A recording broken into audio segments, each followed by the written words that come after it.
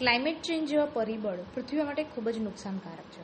આજે આપણે જાણીએ કે આ ક્લાઇમેટ ચેન્જના કારણે આવનાર વર્ષમાં કૃષિ પાક ઉપર કઈ પ્રકારની અસર આવી શકે છે તે અંગે જાણો નિષ્ણાંત પાસેથી.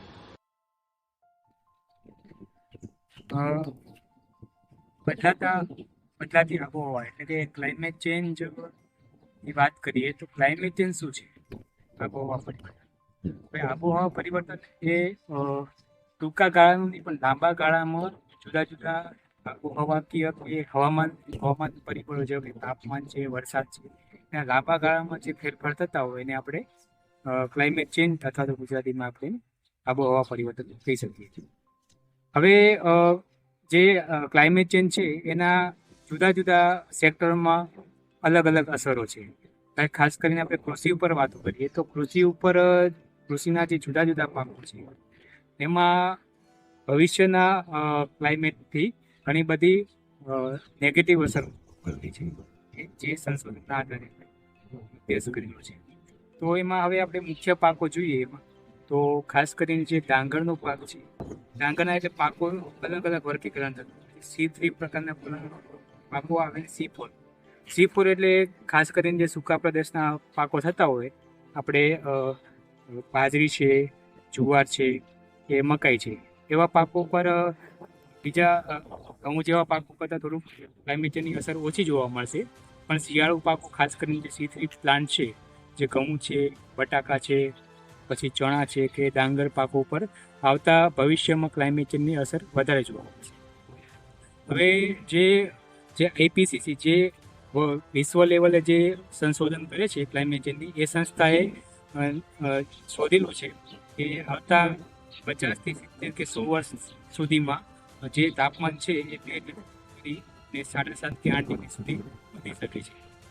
એની જુદા જુદા પાકોમાં ખાસ કરીને આપણે ઘઉંની વાત કરીએ તો ઘઉં જે શિયાળુ પાક છે, તો શિયાળુ પાકોમાં ખાસ ક્લાઇમેટ ચેન્જની વધારે અસર જોવા મળશે. જેનું ઉત્પાદન કદાચ 1 ડિગ્રી કે 2 ડિગ્રી તાપમાનમાં વધારો થશે તો ઉત્પાદનમાં 40 થી 50% સુધીનો ઘટાડો જોવા મળશે ઘઉંના પાકમાં. પછી આપણે ડાંગરની વાત કરીએ જે ચોમાસા સિઝનમાં થતો હોય છે ગુજરાતમાં ખાસ કરીને, તો એનામાં પણ જે ઉત્પાદનનો ઘટાડો છે તાપમાન વધારા સાથે એ લગભગ 20 થી 40% સુધીનો ઘટાડો 2070 છે કે 21મી સદીના અંત સુધીમાં જોવા મળી શકે છે.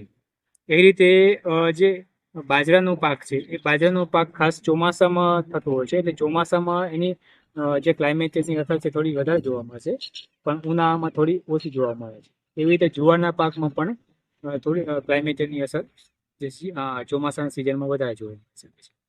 હવે બાગાયતી કે શાકભાજીની પાક વાત કરી તો સંશોધન પ્રમાણે જે આપણે ટામેટાનો પાક છે, તો ટામેટાના પાકમાં શરૂઆતને જે નજીકનું જે આવતા વર્ષો છે જેમ કે 2040 કે 50માં ક્લાઇમેટ ચેન્જની થોડી ઓછી અસર જોવા મળશે.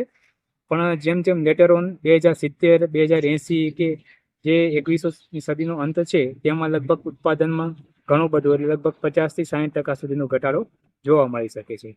હવે આના પાછળનું કારણ શું છે કે ક્લાઇમેટ ચેન્જ એટલે ગરમીનું વાતાવરણમાં જે સૂર્યપ્રકાશમાંથી જે કિરણ આવે છે એ આ બધા ગ્રીનહાઉસ ગેસો છે, CO2 છે, મિથેન છે, એ જે લાંબી તરંગ લંબાઈના જે વિકિરણો છે એને રોકી રાખે છે. એટલે જે પૃથ્વીના વાતાવરણમાં એનું જે ગરમીનું પ્રમાણ વધારે જોવા મળે છે. એના કારણે કૃષિ સાથે સાથે જળસ્તર છે દરિયાનું, ખાસ કરીને હિમાલયના રિજનમાં જેનું બરફ ઓગળવાથી અને આસપાસના વિસ્તારમાં એનું જળસ્તર વધી શકે છે. એટલે જે આસપાસના જે વિસ્તારો છે એમાં જે કૃષિ ઉપર એના પાકો છે એમાં સલિનીકરણ કારણે ઉત્પાદનમાં અને વિસ્તારમાં ઘટાડો જોવા મળી શકે છે. હવે પશુપાલનમાં પણ જે વાત કરીએ તો જે જુદા જુદા પશુઓ છે એમાં વધારે ગરમીના કારણે મિથેનના કારણે એના જે દૂધ ઉત્પાદનમાં પણ ઘટાડો જોવા મળી શકે છે ભવિષ્યના ક્લાઇમેટ ચેન્જના અસરના કારણે. અને એ રીતે મત્સ્યમાં આપણે ફિશરી જે છે, ફિશરીમાં પણ દરિયાનું સપાટીનું તાપમાન વધવાને કારણે એનો જે ફિશરી પ્રોડક્શન છે અને એનું જે તાપમાન વધવાને કારણે એનું જે ફિશરમેન છે એની એક્ટિવિટી ઉપર પણ અસર થઈ શકે છે.